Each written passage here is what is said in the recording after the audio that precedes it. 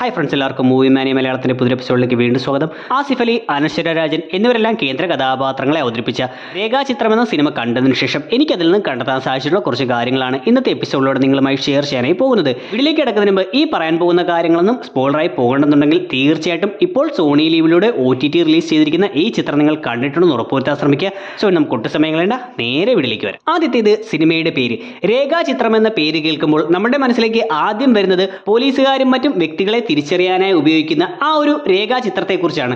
അത്തരത്തിൽ ഒരു രേഖാചിത്രം വരയ്ക്കുന്നത് പോലെ തന്നെയാണ് ചിത്രത്തിൽ ഈ ടൈറ്റിൽ എഴുതി കാണിക്കുന്നതും.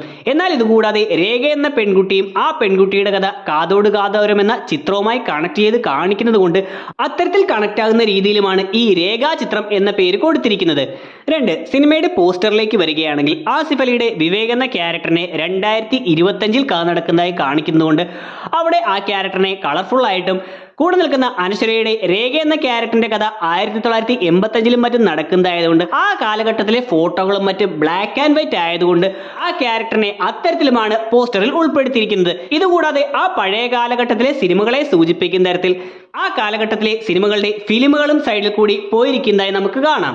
3. സിദ്ദീഖിന്റെ രാജേന്ദ്രൻ എന്ന ക്യാരക്ടറിന്റെ മരണത്തിന് ശേഷം അയാളുടെ ഡോക്ടർ പറയുന്നുണ്ട് ഇയാളുമായി അടുത്താർക്കും അടുപ്പം ഉണ്ടായിരുന്നില്ലെന്നും ആകെ ബന്ധുക്കളായി ഉണ്ടായിരുന്നത് ഭാര്യയും മകനുമായിരുന്നുവെന്നും ഇയാളുടെ ഓപ്പറേഷൻ സമയത്ത് പോലും അവരാരും വന്നിട്ടില്ല എന്നും. സോ ഈ ഒരു കാര്യം വ്യക്തമാക്കുന്നത് പോലെ ഇയാളുടെ മരണത്തിന് മുന്നേ ഉള്ള ഒരു ദിവസം രാജേന്ദ്രൻ ഭാര്യയെ കോൾ ചെയ്യുന്ന സമയത്ത് ആ ഫോണിലായി രാജേന്ദ്രൻ ആകെ കോൾ ചെയ്തിട്ടുള്ളത് ഭാര്യയും അയാളുടെ മകനെയുമാണെന്ന് കാണാം. ഇതുകൂടാതെ ആ കോളുകൾ എല്ലാം തന്നെ ഔട്ട് ഗോയിങ് കോളുകൾ ആയിരുന്നുവെന്നും ഏകദേശം രാത്രി 9:15 മുതൽ 9:25 വരെയുള്ള ആ സമയത്ത് ഒരുപാട് തവണ രാജേന്ദ്രൻ മകനെയും ഭാര്യയും കോണ്ടാക്ട് ചെയ്തിരുന്നുവെന്നും ഒരു കോളുകൾ പോലും അവർ ആരും അറ്റൻഡ് ചെയ്തിട്ടില്ലെന്ന് നമുക്ക് കാണാം. ഈ രാജേന്ദ്രൻ മലക്കപ്പാറ എന്നൊരു സ്ഥലത്തേക്ക് യാത്ര പോകുന്ന അതേ സമയത്ത് തന്നെ വിവേക് മലക്കപ്പാറയിലേക്ക് ട്രാൻസ്ഫർ ആയി പോകുന്നതായി കാണിക്കുന്നുണ്ട്. ഇവരുടെ രണ്ടുപേരുടെയും യാത്ര ഇടവിട്ടാണ് നമ്മളെ കാണിക്കുന്നത്. സോ ഇങ്ങനെ ഇടവിട്ട് കാണിച്ചുകൊണ്ടിരിക്കുന്ന ഒരുപോലെ കാണിക്കുന്ന ഈ രണ്ടുപേരുടെ ക്യാരക്ടറുകളിലും ഒരുപാട് സിമിലാരിറ്റികൾ നമുക്ക് കാണാം. അതായത് വിവേക് ഒരു പുതിയ ജീവിതം തുടങ്ങുന്നതിന് വേണ്ടിയാണ് മലക്കപ്പാറയിലേക്ക് പോകുന്നത്. വിവേക് റമ്മി കളിച്ച് തന്റെ ജോലി പോയതിനു ശേഷം അതിൽ നിന്നും ഒരു മാറ്റം വരുന്നത് പോലെയാണ് പുതിയൊരു സ്ഥലത്തേക്ക് പോകുന്നത്. നേരെ ഓപ്പോസിറ്റായി രാജേന്ദ്രൻ തന്റെ ജീവിതം അവസാനിപ്പിക്കുന്നതിന് വേണ്ടിയാണ് മലക്കപ്പാറയിലേക്ക് പോകുന്നത്. കൂടാതെ ഇവർ രണ്ടുപേരും പൈസയുടെ പിന്നാലെ പോയിട്ടാണ് ജീവിതം നശിപ്പിച്ചത്. രാജേന്ദ്രൻ അത് തന്റെ മരണസമയത്ത് പറയുന്നുണ്ട് പണത്തിന് പിന്നാലെ പോയി തന്റെ ജീവിതം നശിച്ചുവെന്ന്. ഇതുപോലെ ഡ്യൂട്ടി സമയത്ത് ഓൺലൈൻ റമ്മി കളിച്ച് കൂടുതൽ പണം സമ്പാദിക്കാൻ ശ്രമിച്ചതാണ് വിവേകിന് തിരിച്ചടിയാകുന്നത്. കൂടാതെ ഇവർ രണ്ടുപേരും മലക്കപ്പാറയിലേക്ക് പോകുന്നത് ഇങ്ങനെ പണത്തിന് പിന്നാലെ പോയിട്ടുള്ള ആ തെറ്റുകളെല്ലാം തിരുത്തുന്നതിന് വേണ്ടിയാണ്. വിവേക് മലക്കപ്പാറയിലേക്ക് ഇറങ്ങുന്ന സമയത്ത് തന്നെ ഫോണിൽ നിന്നും ആ ഒരു റമ്മി ഗെയിം അൺഇൻസ്റ്റാൾ ആക്കി കളയുന്നതായി കാണാം. ഇതുപോലെ താൻ പണം സമ്പാദിച്ചതിനെല്ലാം കാരണമായിട്ടുള്ള രേഖയുടെ ബോഡി കുഴിച്ചിട്ടിട്ടുള്ള ആ ഒരു സത്യം വിളിച്ചു പറയുന്നതിനായിട്ടാണ് രാജേന്ദ്രൻ മലക്കപ്പാറയിലേക്ക് പോകുന്നത്. ഇതുകൂടാതെ രാജേന്ദ്രൻ എന്ന ക്യാരക്ടറിനെ ആരും അടുത്തില്ലാതെ ഭാര്യയും മകനും ഒന്നും അടുത്തില്ലാത്ത രീതിയിൽ ഒറ്റപ്പെട്ട അവസ്ഥയിലുള്ള ഒരാളായിട്ട് കാണിക്കുമ്പോൾ നേരെ ഓപ്പോസിറ്റ് ആയിട്ട് വിവേകിനെ അച്ഛനും ഭാര്യയുമെല്ലാം അടുത്തുള്ള ഒരുപാട് സ്നേഹിക്കുന്ന ആളായിട്ടാണ് കാണിക്കുന്നത്. സോ ഇങ്ങനെ തുടക്കത്തിൽ ഈ രണ്ടുപേരുടെ കഥയും ഇടവിട്ട് കാണിക്കുമ്പോൾ ആ രണ്ടുപേരുടെ ക്യാരക്ടറുകളും തമ്മിൽ ഒരുപാട് സാമ്യമുള്ളതായി നമുക്ക് കാണാം. ചന്ദ്രപ്പൻ എന്ന ഇന്ദ്രൻസിന്റെ ക്യാരക്ടറിന്റെ ഇൻട്രൊഡക്ഷൻ സീനിൽ അയാൾ ഒരുപാട് മദ്യപാനിയാണ്, ഒരു കുപ്പിയുമായി പോയാൽ കാര്യം നടക്കും എന്നെല്ലാം പറയുന്നുണ്ട്. സോ ഈ ഒരു കാര്യം ഡീറ്റെയിൽ ചെയ്യുന്നത് പോലെ ഇയാളുടെ മുറി കാണിക്കുന്ന സമയത്ത് അവിടെ മേശപ്പുറത്തും TV സ്റ്റാൻഡിലും അങ്ങനെ അങ്ങിങ്ങായി ഒരുപാട് ഒഴിഞ്ഞ മദ്യക്കുപ്പികൾ കിടക്കുന്നതായി നമുക്ക് കാണാം. പിന്നീട് ഈ ചന്ദ്രപ്പനെ കാണയിലെ വെള്ളം നിറച്ചിട്ടുള്ള ഒരു ബാത്ടബിൽ മുക്കിക്കൊല്ലുന്നതായി കാണിക്കുന്നുണ്ട്. ആ സമയം ആ സ്ഥലം ഒന്ന് നോക്കുകയാണെങ്കിൽ അത് പണി നടന്നുകൊണ്ടിരിക്കുന്ന ഒരു ബിൽഡിംഗ് ആയിട്ടാണ് കാണിക്കുന്നത്. സിനിമയിൽ പിന്നീട് ആലിസ് ലിവിംഗ് എന്ന പേരിലുള്ള ആലിസ് കമ്പനിയുടെ ഫ്ളാറ്റുകളും മറ്റും നമ്മളെ കാണിക്കുന്നുണ്ട്. സോ എനിക്ക് തോന്നിയത് ഇത്തരത്തിൽ ഈ ഒരു ബിൽഡിങ്ങിന്റെ അല്ലെങ്കിൽ ഇത്തരത്തിൽ ആലിസ് കമ്പനിയുടെ കൺസ്ട്രക്ഷൻ നടന്നുകൊണ്ടിരിക്കുന്ന ഒരു ബിൽഡിങ്ങിന്റെ അകത്തിട്ട് തന്നെയായിരിക്കും ചന്ദ്രപ്പനെ കൊന്നിട്ടുള്ളത്. സിനിമയുടെ തുടക്കത്തിൽ കുട്ടിയായിട്ടുള്ള ബിനു കോൺവെന്റിൽ വെച്ച് രാത്രി രേഖയുടെ ബോഡി കൊണ്ടുപോകുന്നതായി കാണുന്നുണ്ട്. പിന്നീട് കഥ കാണിക്കുമ്പോൾ രേഖ ആ ഒരു കോൺവെന്റിലേക്ക് കുപ്പായം എടുക്കാനായി വരുമ്പോൾ ബിനു അന്ന് അവിടെ ഉണ്ടായിരുന്നു എന്ന് കാണിക്കുന്ന പോലെ ഒരു ഷോട്ടിൽ ബിനു അവിടെ ഇരുന്ന് ഊഞ്ഞാലാടുന്നതായി കാണിച്ചിരുന്നു. ഈ രേഖ എന്ന പെൺകുട്ടിയെ ഈ സിനിമയിൽ ആഗ്രഹങ്ങളൊന്നും നിറവേറ്റാൻ സാധിക്കാതെ മരണപ്പെട്ടു പോകുന്ന ഒരു പെൺകുട്ടിയായിട്ടാണ് കാണിച്ചിരിക്കുന്നത്. വലിയൊരു സിനിമാ നടിയാകണമെന്ന് ആഗ്രഹിക്കുന്നു, അത് നടക്കുന്നില്ല. തൊട്ടടുത്ത ദിവസം തന്നെ മമ്മൂട്ടിയുമായി ഒരു ഡയലോഗുള്ള സീൻ വരുന്നുണ്ട് എന്ന് പറയുന്നു, അതും നടക്കുന്നില്ല. ഇങ്ങനെ ഒരുപാട് കാര്യങ്ങൾ കാണിച്ചിട്ടുണ്ട്. എന്നാൽ ഇതിനെക്കാട്ടിലെല്ലാം മനോഹരമായി മറ്റൊരു കാര്യം കൂടി സിനിമയിൽ കാണിച്ചിരുന്നു. അതായത് കോൺവെന്റിലിരുന്ന് അത്താഴം കഴിക്കുന്ന സമയത്ത് അവൾ പറയുന്നുണ്ട് മമ്മൂട്ടി ചേട്ടൻ ഈ ഒരു പാട്ട് രാത്രി മറ്റൊരു ശബ്ദത്തിൽ പാടുമെന്ന്. സോ ആ ഒരു പാട്ട് അവൾ കേൾക്കാനായി ഒരുപാട് ആഗ്രഹിച്ചിരുന്നു. എന്നാൽ പുഷ്പം അവളെ കൊല്ലുന്ന സമയത്ത് ആ പാട്ടിന്റെ മ്യൂസിക് തുടങ്ങാൻ പോവുകയും മമ്മൂട്ടി അല്ലെങ്കിൽ യേശുദാസിന്റെ ശബ്ദത്തിൽ ആ പാട്ട് തുടങ്ങുന്നതിന് മുന്നേ തന്നെ രേഖ മരണപ്പെടുന്നതായിട്ടുമാണ് കാണിക്കുന്നത്.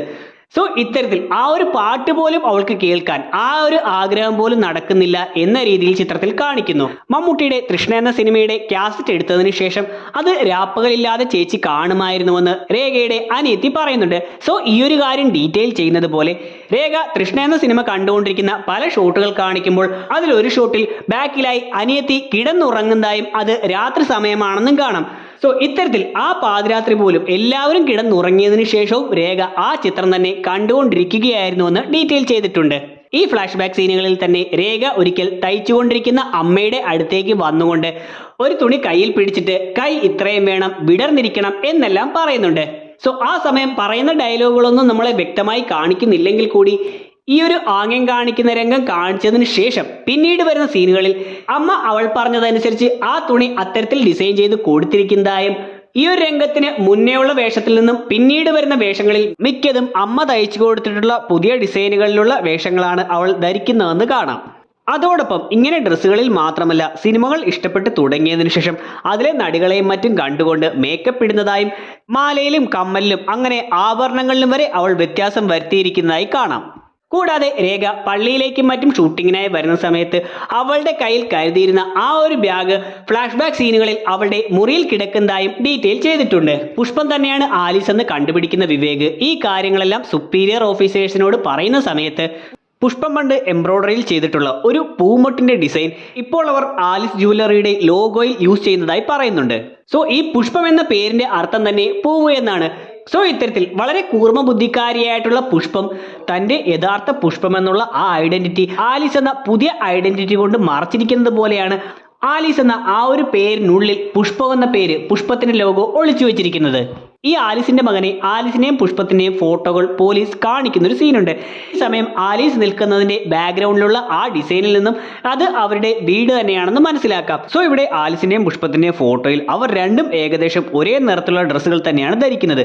എന്നാൽ ആലീസിന്റെ ഫോട്ടോയിൽ തലഭാഗം ശ്രദ്ധിക്കുന്ന സമയത്ത് ആ തലയിലും കഴുത്തിലും മാത്രം മറ്റുള്ള ശരീരഭാഗങ്ങളിൽ നിന്നും നിറവ്യത്യാസം വന്നിരിക്കുന്നതായി കാണാം. സോ ഞാൻ ആദ്യം കരുതിയത് പുഷ്പത്തിന്റെ ഒരു പഴയ ഫോട്ടോ എടുത്തുകൊണ്ട് ആ ഫോട്ടോ വെച്ച് പുഷ്പം ഇപ്പോൾ ഉണ്ടെങ്കിൽ മുഖം ഏത് രീതിയിലാകുമെന്ന് ഇവർ ടെക്നോളജി വഴി വെച്ച് ചെയ്ത് അത് മകനെ കാണിക്കുന്നു എന്നാണ്. എന്നാൽ ഇവിടെ ആലിസിന്റെ ഫോട്ടോ എടുത്തിരിക്കുന്നത് ആ വീട്ടിൽ വെച്ച് തന്നെ ആയതുകൊണ്ട് ഇവിടെ സംഭവിച്ചിരിക്കുന്നത് ഞാൻ ആദ്യം പറഞ്ഞിരുന്നത് പോലെ പഴയ ഫോട്ടോയിൽ 1985 മറ്റും ഫോട്ടോയിൽ ബ്ലാക്ക് ആൻഡ് വൈറ്റ് ഫോട്ടോയാണ് വന്നിരുന്നത്. സോ ഇവരിവിടെ ചെയ്തിരിക്കുന്നത് ടെക്നോളജി വഴി രേഖയുടെ ചിത്രം പുതിയതായി അവർ എടുക്കുന്നത് പോലെ ആലിസിന്റെ ഒരു ഫോട്ടോ വീട്ടിലുള്ള ഫോട്ടോ എടുത്ത് ആ ഫോട്ടോയിലുള്ള അതേ നിറത്തിലേക്ക് തന്നെ പുഷ്പത്തിന്റെ ഒരു ബ്ലാക്ക് ആൻഡ് വൈറ്റ് ഫോട്ടോയിലെ ഡ്രസ്സുകൾ മാറ്റി ആലിസിന്റെ ഡ്രസ്സിലേക്ക് കൊണ്ടുവന്ന് അത് മകനെ കാണിക്കുകയാണ് ചെയ്യുന്നത്. സിനിമയുടെ അവസാനത്തിൽ രേഖയുടെ സംസ്കാര ചടങ്ങിലേക്ക് പോകുന്നതിന് മുന്നേ വിവേക് ഒരു ചെക്ക് എഴുതുന്നതായി കാണിക്കുന്നുണ്ട്.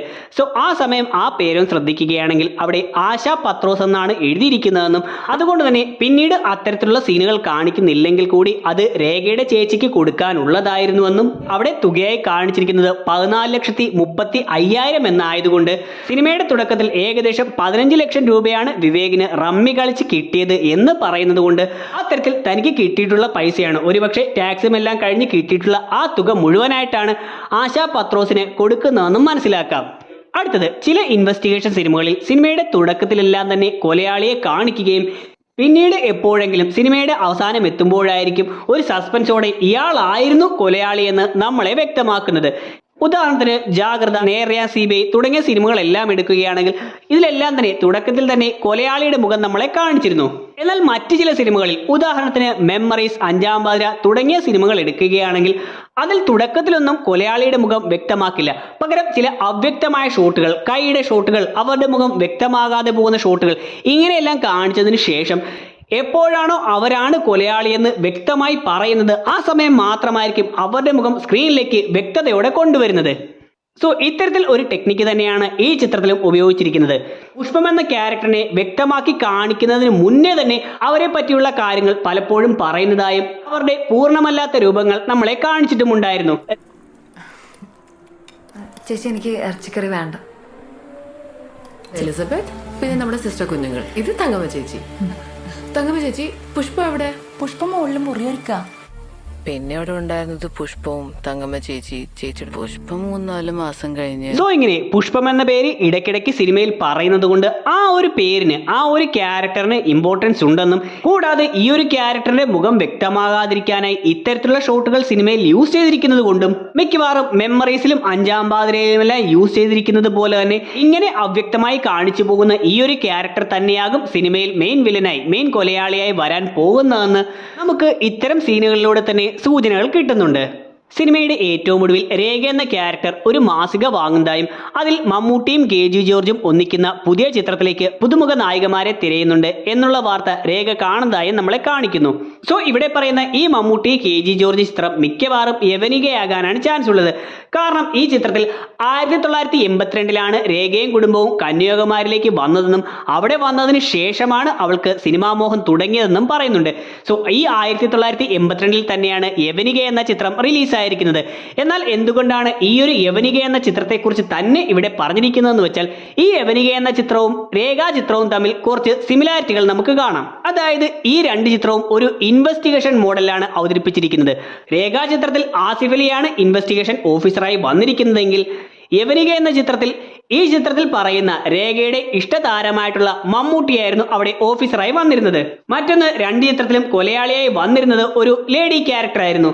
കൂടാതെ രേഖാ ചിത്രത്തിൽ സിനിമയെ ബേസ് ചെയ്തുകൊണ്ടാണ്, കാതോട് കാതോരം എന്ന സിനിമയെ ബേസ് ചെയ്തുകൊണ്ടാണ് ഈ കഥ അവതരിപ്പിച്ചു പോകുന്നതെങ്കിൽ യവനിക എന്ന ചിത്രത്തിൽ ആ കാലത്ത് ഒരുപാട് പോപ്പുലർ ആയിരുന്ന നാടകങ്ങളെ ബേസ് ചെയ്തുകൊണ്ടായിരുന്നു ആ കഥ അവതരിപ്പിച്ചിരുന്നത്. ഇങ്ങനെ രേഖാചിത്രം എന്ന ഈ സിനിമയുമായി ഒരുപാട് കാര്യങ്ങളിൽ സിമിലർ ആയിട്ടുള്ള ഒരു മമ്മൂട്ടി ചിത്രത്തെ തന്നെയാണ് ഈ സിനിമയുടെ ഒടുവിൽ അവിടെ റെഫറൻസ് ആയി കൊടുത്തത്. അവസാനത്തേത്, ചിത്രത്തിൽ കറന്റ് അഫയേഴ്സ് മനോഹരമായി യൂസ് ചെയ്തിട്ടുണ്ട്. അതായത് മുഖ്യമന്ത്രിയുടെ മകളുമായി ബന്ധപ്പെട്ട മാസപ്പടി കേസിനെ പറ്റി ചിത്രത്തിൽ പറയുന്നുണ്ട്. ഇതുപോലെ തന്നെ പത്രം ഓഫീസിൽ കാതോട് കാതോരം എന്ന സിനിമയുമായി ബന്ധപ്പെട്ട സപ്ലിമെന്റ് ഡിസൈൻ ചെയ്യുന്ന സമയത്ത് അവിടെ തൊട്ടടുത്തായി all we imagine as light എന്ന ചിത്രത്തിന് അവാർഡ് കിട്ടിയതുമായി ബന്ധപ്പെട്ടുള്ള കാര്യങ്ങളും മറ്റും കൊടുത്തിരിക്കുന്നതായി കാണാം.